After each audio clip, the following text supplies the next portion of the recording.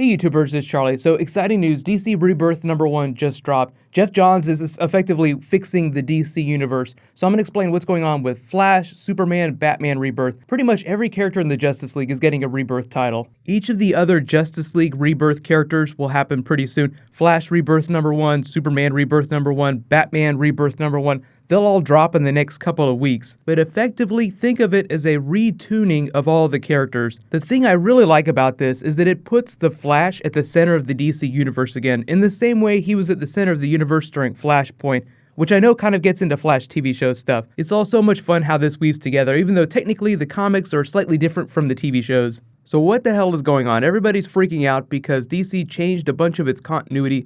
Rebirth isn't as complicated as it sounds. If you haven't been reading comics a whole bunch, don't worry, you don't have to go back and read a bunch of old comics, but you can if you really want to. But what happened in the last 10 years is that DC editorial decided that as a way to help new readers get excited about comics, they wanted to make it really simple, so they just said, okay, all of this continuity pre-Flashpoint does not exist anymore. And that was like editorial hitting a hard reset button on the backstories of all of its characters. So any of the adventures that you read from the 80s or the 60s or the 90s or even the early 2000s, as of the beginning of the New 52, technically none of those things happened.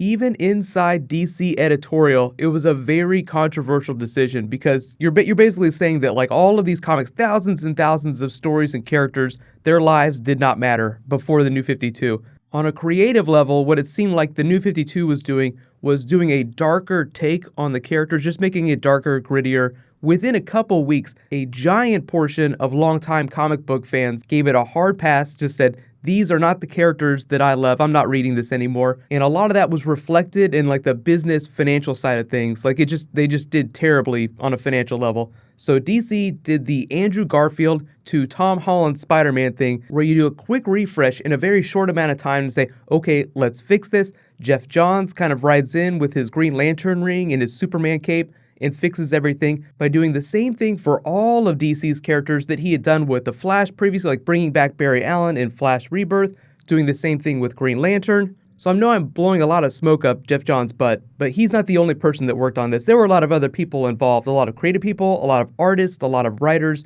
So through a big twist in DC Rebirth #1, Jeff Johns reintegrates 80 plus years of DC history into modern continuity. So if you've been reading comics for a long time, and if you remember Crisis on Infinite Earths during the 80s, how it tuned a bunch of DC continuity, they killed off a bunch of characters, and they combined a couple backstories, Rebirth is making it so that all those things are canon now. Now that doesn't mean that you need to go back and read all 80 plus years of comics. Rebirth itself is a great place to start reading comics. It might be a little confusing, but Jeff Johns is a pretty good writer, so he's pretty easy to pick up if you have no idea who the characters are. But the thing that most people are talking about online, people that have read the comic, if you haven't read it, I'm going to talk about a few spoilers, so just careful for DC Rebirth spoilers. There are a couple of characters involved, a couple of twists in the story. So the thing everyone's talking about is the return of the classic version of Wally West, the really goofy one with the yellow costume and the red hair. He's this disembodied voice, he's stuck in the Speed Force,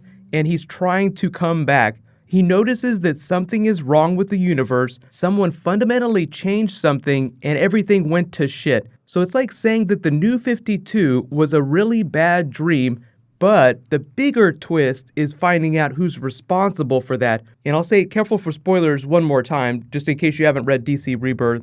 Okay, so the big twist is that it's Dr. Manhattan from Watchmen. If you haven't read Watchmen or you haven't seen the movie, at the end of that story, he goes on this really existential journey about, like, what does it mean to be human? What am I right now? So as he goes off to Mars to be by himself and think about life, humanity, the universe, and everything, he starts to experiment with universes to see what would happen if I were to take hope away from the DC universe. So what DC Rebirth is saying is that Dr. Manhattan sucked all the hope out of the DC universe just as an experiment to see what would happen to all the heroes.